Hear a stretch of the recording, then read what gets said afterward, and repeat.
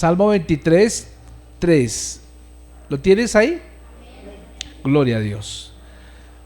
Y dice la palabra de Dios de la siguiente manera: confortará mi alma, me guiará por sendas de justicia por amor de su nombre. Amén. Vuelvo a leer, por favor. Diga conmigo: confortará mi alma, me guiará por sendas de justicia por amor de su nombre.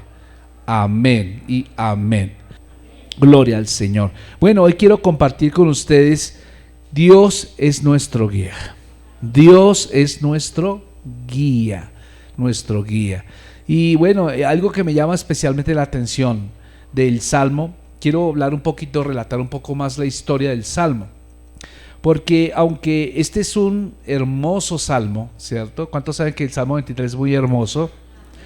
Es hermoso ese Salmo, ¿cierto? Y ese Salmo tiene una triple aplicación. La triple aplicación es que es un Salmo que aplicó en primer lugar a David. Aplicó primeramente a David porque David fue el escritor de él, pero no fue porque él lo inventara, sino porque fue inspirado por el Espíritu Santo. Entonces la primera aplicación es a David. La segunda aplicación de este Salmo es a todos los creyentes. A todos los creyentes, quiere decir a todos los que hemos entregado nuestro corazón a Cristo. Pero la más importante aplicación es para Cristo. Entonces tiene una triple aplicación. La aplicación es primero para David, para los creyentes, pero en tercer lugar para Cristo. Un autor, un reconocido pastor llamado Williams, decía acerca de este salmo, decía: solo una voz cantó este salmo en sintonía perfecta. Era la voz de Jesús. Cuando transitaba por el valle oscuro de su vida terrenal, Jehová fue su pastor. No hay sugerencia alguna de pecado en este salmo. El gran tema no es tanto lo que Jehová da o hace, sino lo que es o quién es Él.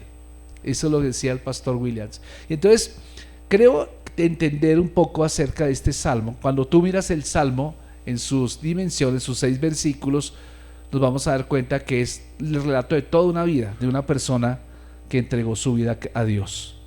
Y que en todo momento, por ejemplo, si tú lo miras con detenimiento, mira el versículo, todos los versículos, dice el salmista de la siguiente manera: Jehová es mi pastor. Todo empieza la vida de una persona que quiere ser exitosa, la vida de una persona que quiere ser realmente bendecida, empieza reconociendo que el Señor es su pastor. Amén. Yo sé que todos tuvimos un antes y un después de Cristo. Antes de Cristo éramos una especie de persona, pero después de Cristo este salmo tiene que ser vivo en nuestra vida. Entonces Jehová es nuestro pastor. ¿Qué pasa? Esa es la vida de la persona. Nada falta. Cuando yo estoy en Dios, nada falta. Cuando Dios está conmigo, nada falta. Y no solamente eso, sino que el versículo dice: en lugares de delicados pastos me hará descansar, junto a aguas de reposo me pastoreará, confortará mi alma, me guiará por sendas de justicia por amor de su nombre. O sea, las sendas de justicia significan las áreas de la vida nuestra, que están todas entregadas y dedicadas a Cristo, porque nuestra justicia se llama Jesucristo. Amén, gloria al Señor. Entonces, qué interesante ver, mi amado hermano, que al seguir a cualquier otra voz solo nos llevaría a campos áridos, pero dice allí que el salmista nos dice que el pastor nos lleva a verdes pastos y aguas de reposo. Entonces fíjense que es nuestro Salvador el que hace eso. No es ningún hombre, no es ninguna denominación, no es la iglesia, es el Señor mismo. Amén, gloria a Dios. ¿Cuántos se regocijan por eso? Y entonces a mí me llama especialmente la atención algo cuando hablamos acerca de que Dios es nuestro pastor, que Dios no solo quiere satisfacer nuestras necesidades espirituales. ¿Cuántos lo creen? Diga conmigo: Dios no solo quiere satisfacer mis necesidades espirituales. Amén. ¿Sabe? Él también quiere ser tu orientador. Dios quiere orientarte. Entonces, en relación a este salmo, hay una dirección espiritual. El Señor está diciéndote que quiere empezar un proceso con nosotros, un proceso en este peregrinaje que se llama la vida. Porque en esta vida no sabemos cuánto hemos de vivir, ¿sí o no? Unos presumirán, bueno, yo viviré por ahí 90 años. Gracias a Dios que ya pasaron por los 90, ¿no? Ya están viviendo horas extras, ¿no? Ya están pagando horas extras, ¿no? Decía el escritor sagrado que está estimado más o menos que la gente vive 80 años y de ahí para arriba ya es ñapa, ¿no? Es ñapa. Entonces, para aquellos que tienen más de 80 años, gloria a Dios, ¿cierto? Y quiere decir que, hermanos queridos, es un privilegio tener vida en esta tierra. Pero algo que Dios quiere es que tú sepas que el Señor quiere ser tu guía en el peregrinaje en esta tierra. Porque, hermano, la idea de ser cristiano no consiste en que tú cambiaste de religión. Eso es lo que la mayoría de personas cree o interpreta, ¿no? Cambiaste de religión y entonces ya simplemente ya no vas a la parroquia. Simplemente cambió el estilo de culto, ¿sí o no? La Eucaristía cambió, entonces allá ya no es un señor con sotana, ¿cierto? Sino que es un señor con corbata, ¿sí? Cambió.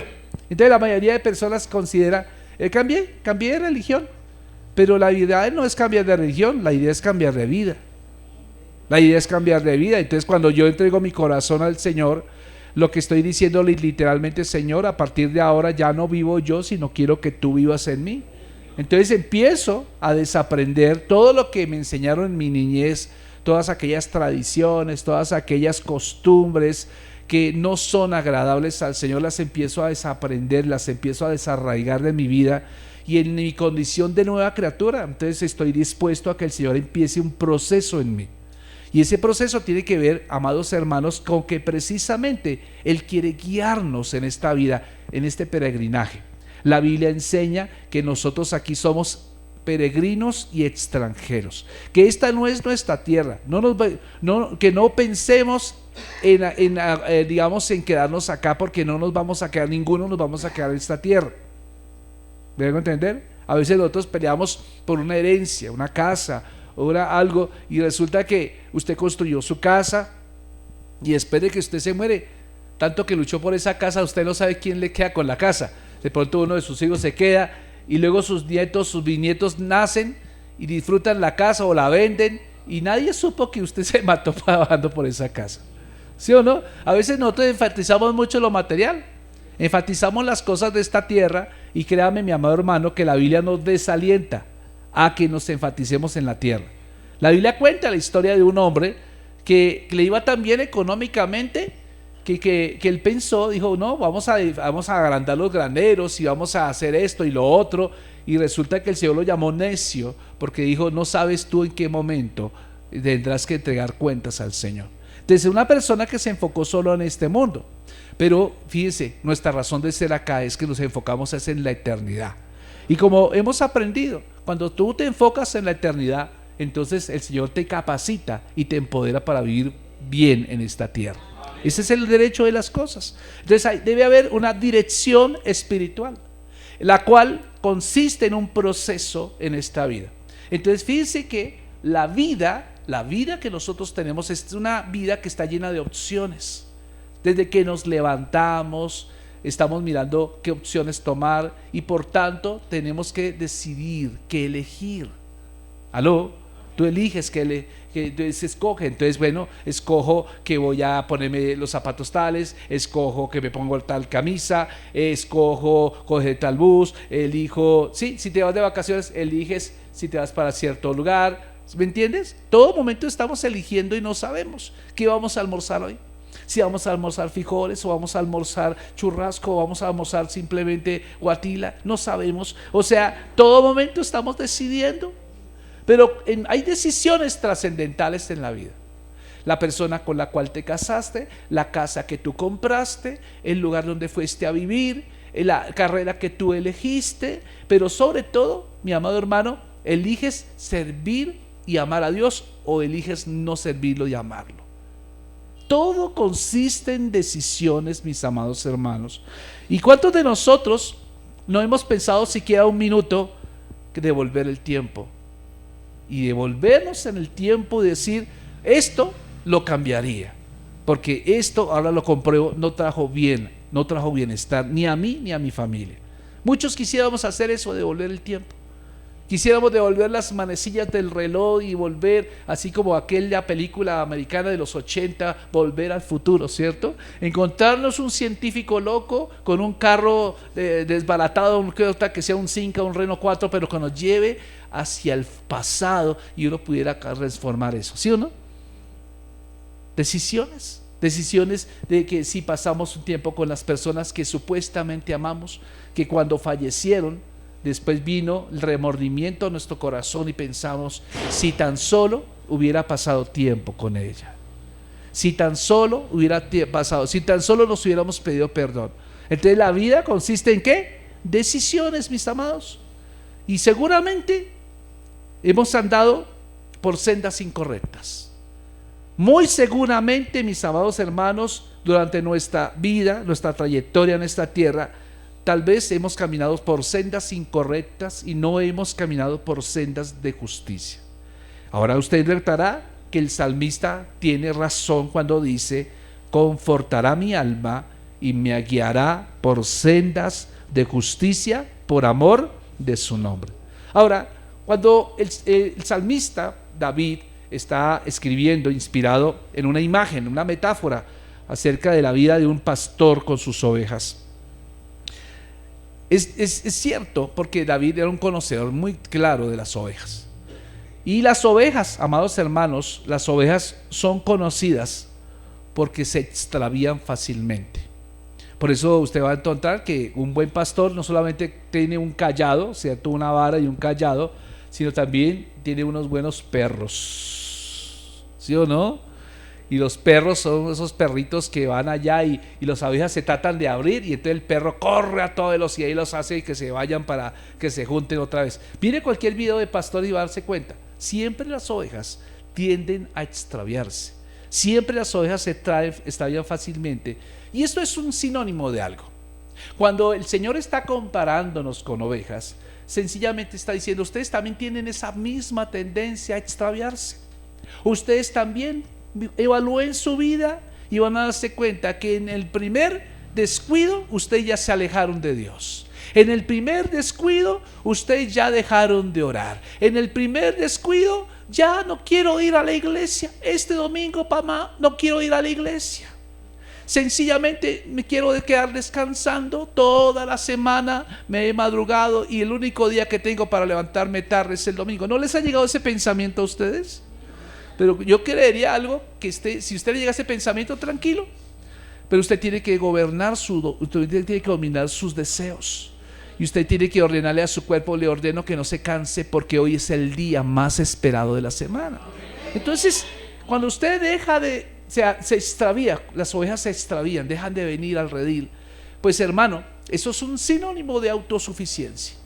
Cuando nosotros dejamos de buscar de Dios, cuando dejamos de venir a la iglesia, cuando dejamos de orar, cuando dejamos de congregarnos, cuando usted deja de participar activamente en las programaciones que tiene la iglesia, pues sencillamente lo que estamos haciendo es autosuficiencia. ¿Y qué es la autosuficiencia? No es más que el pecado más grave que cualquier persona puede cometer, porque la autosuficiencia es un sinónimo de orgullo, es un sinónimo de soberbia, y fueron las mismas razones por las cuales Satanás fue expulsado del cielo, porque el diablo dijo: sois autosuficiente, y es más, no soy solo autosuficiente, sino que llegará el día en que me sentaré al norte del trono de Dios. Y es exactamente lo que está diciendo. El pecado que cometió Adán y Eva en el huerto del Edén consistió en la autosuficiencia, porque hasta ese momento Adán y Eva dependían absolutamente de Dios. Pero en ese momento el enemigo llegó y lo tentó diciendo: con que Dios les dijo a ustedes que no coman de ningún árbol del huerto. Y entonces Eva le responde: sí, de todo árbol del huerto podemos comer, solo que del árbol de la ciencia del bien y del mal no podemos comer, ni siquiera tocarlo. Y entonces, cuando vio Satanás que Eva tenía algún conocimiento bíblico, entonces se fue de frente contra ella y le dijo: eso no es cierto, no morirán, no morirán. Entonces lo que estaba diciendo era, lo que estaba tratando de hacer el Satanás era ustedes pueden vivir autosuficientemente, no necesitan de Dios, ustedes pueden llevar su propia vida sin Dios. Y eso fue lo que tentó a Adán y Eva, y efectivamente quedaron separados de Dios. La respuesta misericordiosa de Dios ante esta magnitud de pecado consistió en que en el momento que ellos pecaron, fueron expulsados del huerto del Edén, porque había otro árbol en el huerto llamado el árbol de la vida. Y ese árbol de la vida es un tipo de Cristo, mi amado hermano. ¿Qué hubiera sucedido si tan solo Adán y Eva, después de haber pecado, hubieran comido del árbol de la vida? Pues tendrían eternidad, pero sería una separación eterna de Dios. Y eso es lo que Dios no quería. Dios quiere que tú estés en su presencia. Dios quiere que tú estés en su compañía. Dios quiere que abrazarte. Dios quiere cargarte en sus brazos. Es eso lo que entonces vemos allá, que las ovejas son conocidas porque se extravían fácilmente y ellas tratan de ser autosuficientes. Pero nótate algo interesante. Aquí vemos a unas ovejas desorientadas, que se desorientan fácilmente. ¿Cuánto les ha pasado a ustedes que cuando usted va a una dirección o va por algún lado y no encuentra la dirección, la primera tendencia es a caminar más rápido? ¿No ha notado eso? Usted se sintió perdido y en lugar de ubicarse empieza a caminar rápido para allá y para acá, como tratando de buscar la salida. ¿No le ha pasado en un edificio? Por ejemplo, yo una vez entré a una clínica, no sé su nombre, pero esa tiene más entradas que... Y entonces cuando me encontré perdido y empecé a caminar rápido por acá, abrí una puerta, perdón, están operando, señor, me entré por allá, no sé qué, y entonces entre más caminaba rápido, más fácil me extraviaba. Y esto es lo que pasa regularmente cuando una persona se extravía. Cuando una persona se extravía, lo primero que hace es caminar rápido. Pero usted notará, vea el Salmo cómo tiene un orden. ¿Cuántos saben que el versículo 2 está antes del 3? Tremenda revelación, diga conmigo, hay una revelación para ti. Dígale, el versículo 2 está antes del 3. Ahora lea el versículo 2. ¿Qué dice el versículo 2? ¿Qué dice? En lugares de delicados pastos me hará descansar, junto a aguas de reposo, ¿qué? Me pastoreará. Fíjese, no es posible, mi amado hermano, que Dios conforte tu alma y que Dios te guíe por sendas de justicia, por amor de su nombre, si primero tú no llegas al lugar de descanso, a esas aguas de reposo. Lo que está diciendo el Salmo es que hay un orden. Hay un orden. Es un salmo sistemático. Es un salmo que da sistemático, significa que viene el 1 y después del 1 sigue el 2. Y no es posible ir al 2 sin hacer el 1. Y después del 2 sigue el 3. Y no es posible hacer el 3 si no has hecho el 1 y el 2. Es sistemático. Es como cuando uno estudia la primaria, ¿no? Usted no puede pasar a grado quinto si no ha hecho los primeros 4 grados. O es como cuando usted está en la universidad, que la universidad tiene hasta 10 semestres, ahora le meten 12 semestres, yo no sé tantos semestres para qué, pero usted no puede llegar al 12º semestre si no hace los primeros 11 y si no los aprueba. ¿O no? Sistemático. Entonces, vean ustedes, mi amado hermano, que dice la Biblia, las sendas de justicia vienen después de que tú aprendas a descansar en Dios. ¿Se lo repito? Las sendas de justicia vienen después de que tú y yo aprendamos a descansar en Dios. Ahora, ¿por qué, pastor? Porque la posición de verdes pastos y aguas tranquilas es igual a descanso. Y descanso es un sinónimo de dependencia. Diga conmigo, descanso es un sinónimo de dependencia. Entonces el Señor lleva las ovejas a pastos verdes, lleva las ovejas a aguas tranquilas. ¿Para qué? Para que ellas dependan de Él. Ellas deben saber que Él les provee ese lugar para que no tengan que extraviarse en otros lados. ¿Me hago entender? Para que no tengan que buscar otras opciones. Veamos el secreto de David. Quiero que por favor ayúdenme a buscar en su Biblia. Veamos el secreto de David. David fue pastor, pero también fue oveja. Salmo 63, 6. ¿Qué dice la Biblia? Salmo 63, versículo 6. Dice: cuando me acuerde de ti en mi lecho, cuando medite de ti en las vigilias de la noche. ¿Qué es lo que hacía? ¿Cómo era el descanso? ¿Cuál era el reposo de David? Pues aquí encontramos la estrategia de David para mantener una vida controlada, ¿cierto? Era meditar en Dios. ¿Qué es lo que hacía David? Meditaba en Dios. Entonces estoy leyendo el Salmo 63:6 que dice: cuando me acuerde de ti, ¿en dónde? En mi lecho. O sea que David meditaba en el lecho de las cosas que Dios había hecho por él. Cuando medite a ti en las vigilias de la noche. Y sabe, las vigilias de la noche, siempre que encontramos la palabra noche, cuando no sea literal, también es un símbolo de tiempos difíciles, de tiempos oscuros. ¿Qué es lo primero que viene a nuestra mente cuando estamos pasando por una dificultad? ¿Estamos pensando en el problema, endiosando al diablo, maximizando el problema, o estamos diciendo: Señor, tú estás al control? Y aquí encontramos que David fue un hombre común y corriente que pasó por diversas dificultades, pero en todas ellas David supo buscar a Dios. Él no se desesperó, no fue a buscar por allá ayuda como los israelitas, que en el momento que se sintieron oprimidos por los asirios fueron y buscaron ayuda a los egipcios, sino que David busca en el lugar correcto. Ahora, vaya conmigo al Salmo 143, 5 al 6. Salmo 143, del 5 al 6, ¿qué dice la Biblia? Dice: me acordé de los días antiguos, meditaba en todas tus obras, reflexionaba en las obras de tus manos, extendí mis manos a ti, mi alma a ti, como la tierra sedienta. O sea, en momentos de aflicción, ¿qué hace David?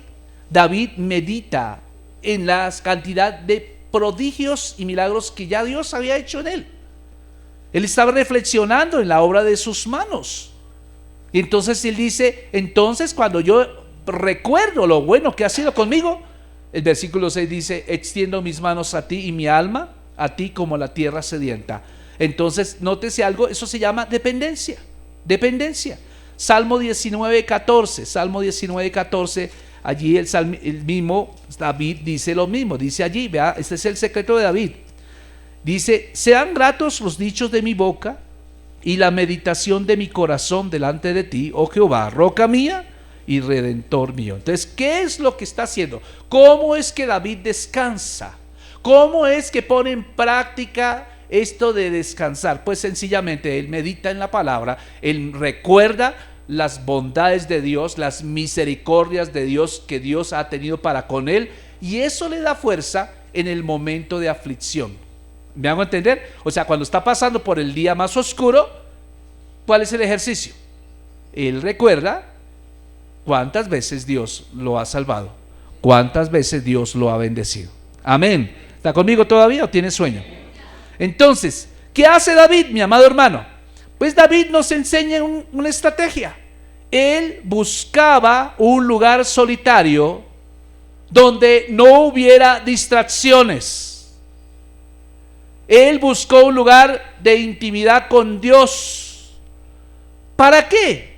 Pues, hermano querido, cuando usted está pasando por dificultades, usted debe buscar también un lugar correcto para concentrarse en Dios, para centrar su mente y su corazón en Dios. Porque la estrategia del diablo es que en medio de la aflicción, en medio de la necesidad, él lo quiere separar del rebaño. Porque él sabe que cuando usted está separado del rebaño, usted está vulnerable. Y entonces vulnerable, usted es presa de ese depredador. ¿Me hago entender? Pedro lo decía. Tenemos al diablo que parece como un león rugiente, que busca ¿a quién? Devorar. Entonces fíjese, lo primero que usted y yo tenemos que pensar: ¿cómo es que Dios va a guiarme por sendas de justicia? Primero, tienes que aprender a descansar en Él. Tienes que aprender a depender de Él. Amén. Ahora, fíjese que Dios quiere hacer arder nuestra fe. Dios nos habla de dos maneras acá. La primera cosa que encuentro en que el salmista nos relata, este Salmo 23, es que las dos maneras en que Dios va a guiarnos la primera se llama una forma objetiva. La forma objetiva en que Dios nos guía es a través de las Escrituras. Amén. Entonces la palabra del Señor nos guía, ¿cierto? Cuando tú lees las Escrituras, entonces tú vas a encontrar la estrategia para guiar tu propia vida. Amén. ¿Cómo la encontramos? ¿A través de qué? De la palabra del Señor. Pero la segunda manera es la subjetiva, que es a través de la unción del Espíritu Santo. Entonces, ¿cómo es que Dios guía a un creyente? La guía a través de la palabra, pero también la guía a través del Espíritu Santo. Cuando se combinan las dos, podemos decir que tenemos cristianos victoriosos.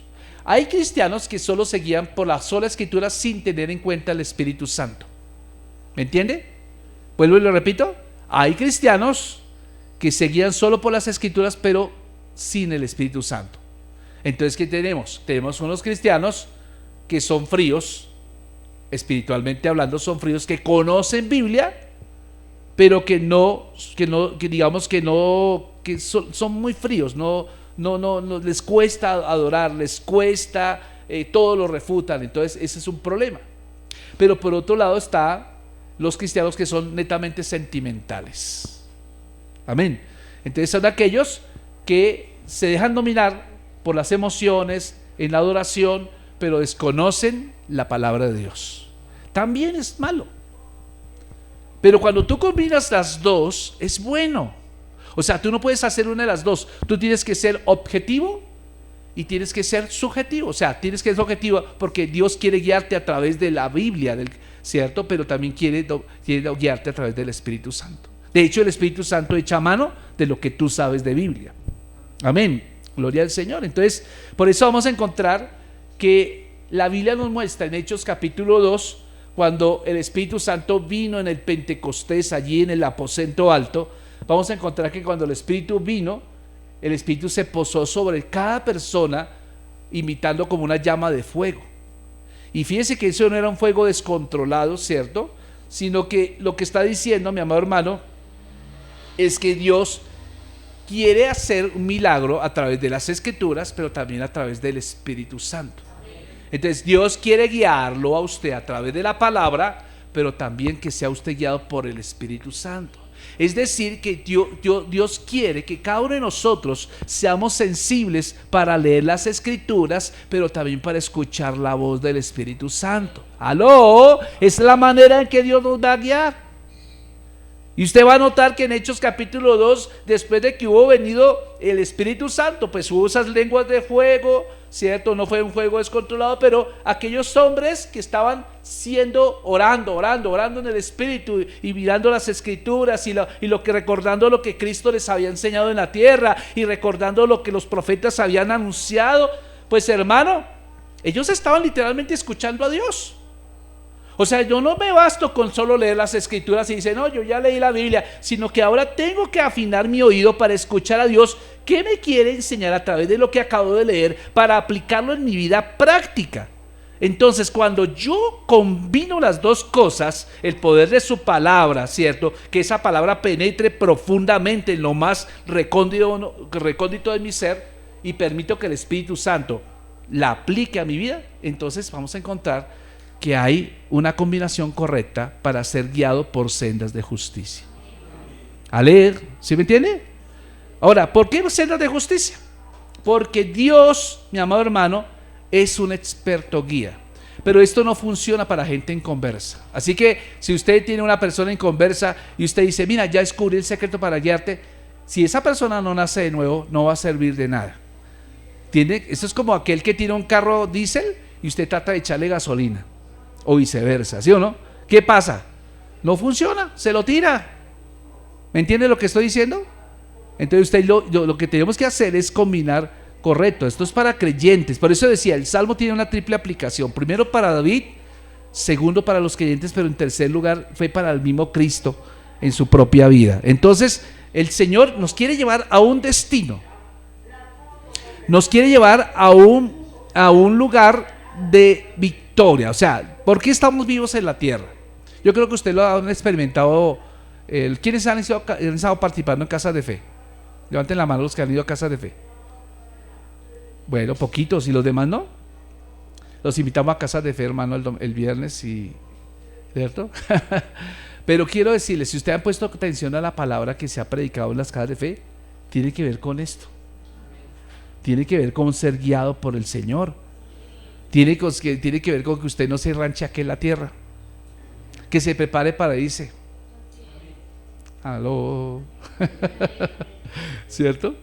Porque pronto nos vamos a ir de aquí en cualquier momento, bien sea que Cristo venga o bien sea que partamos cada uno en particular, pero Dios quiere que estemos preparados. Entonces, por eso, mientras estemos en esta tierra, la manera en que Dios te va a llevar a un buen destino, a un buen puerto, es siendo que tú permitas que Él te guíe. Deja de ser autosuficiente como aquellas ovejas. No te apartes del rebaño y permite que el Señor te guíe a través de las Escrituras y a través de su Espíritu Santo. ¿Me hago entender? Entonces, cuando tú haces eso, eres sensible al Espíritu, entonces vas a tener claridad para escuchar la voz del Señor y Él te va a indicar a dónde quiere llevarte. Entonces, las decisiones que vas a tomar a partir de ese momento van a ser decisiones guiadas por el Espíritu Santo. Yo te digo una cosa, el Espíritu garantiza que toda decisión que tú tomes siendo guiado por Él es 100% efectiva. ¿Sí? Va a ser 100% efectiva. Por eso mira los grandes héroes de la fe. Los grandes héroes de la fe fueron guiados por estos principios. Primero las Escrituras y segundo el Espíritu. Somos sensibles, ya no son personas que dicen, no Señor, es que yo vengo a que me bendigas, es que yo quiero que me bendigas mi empleo, es que quiero que me bendigas mi proyecto de vida. No. Si esos proyectos de vida no tienen nada que ver con lo que Dios te ha dicho, no se van a prosperar. Y entonces vemos a ovejas totalmente descarriadas. ¿Sabes qué me llamó la atención cuando yo leía un poco acerca de cómo un pastor trata a aquellas ovejas así? Y es que a veces la oveja se salía de la senda delineada hasta varias veces. Las ovejas se salían de esa línea y entonces cada vez que iba el pastor y cada vez que se salía, el pastor tenía que ir a recuperarla. Pero ponga atención a esto: si la oveja se salía muchas veces, el pastor, al rescatarla de los precipicios rocosos, sacaba su callado. ¿Sí saca el callado? ¿Cómo era? ¿Sabe para qué servía ese callado? Vea, ese callado, llegaba el pastor y cuando la veía que estaba a punto de caerse por el precipicio, la cogía amorosamente, no la cogía de las orejas, venga para acá, ¿cierto? Él la cogía de las orejas, no la cogía de las orejas. Él la cogía, pero ponga la atención para que él se cayó. Téngase duro, siéntese. ¿Están sentados? Tome aire, por favor. Él cogía la oveja, sacaba su callado y con él le rompía una de las patas. Eso se llama amor. Eso se llama amor. Ponga atención, le estoy diciendo lo que es. Luego, después de que le rompía la pata, con cuidado la vendaba. Le vendaba la patica y luego la cargaba sobre su hombro, muy cerca de su corazón. Él la cargaba hasta que sanara la herida, y ese es un símbolo de la disciplina que muchas veces Dios opera con sus hijos. Ay, ¿usted cree que el pastor es gelatinoso, es solo amor? Es que Dios es amor. No. Cuando Dios tiene que romperte una pata, te la rompe.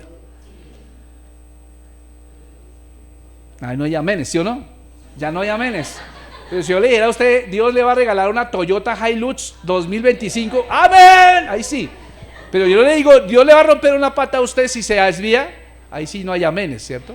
Pero lo hace por amor. ¿Por qué? Porque muchas veces, yo creo que cada uno de ustedes se analice, ¿cuántas veces usted ha tratado de alejarse del redil? ¿Cuántas veces usted hemos tomado decisiones fuera de la voluntad de Dios? Entonces Dios tiene que tomar decisiones, porque Él no va a perder su inversión. ¿Sabes cuánto le valiste tú al Señor? ¿Cuánto le costaste tú al Señor? Tú no le costaste ni oro ni plata, dice Pedro. Tú le costaste la preciosa sangre de Cristo, y Él no va a perder su inversión. Él es un buen inversionista. Así que evalúate, ¿cómo está tu rebeldía?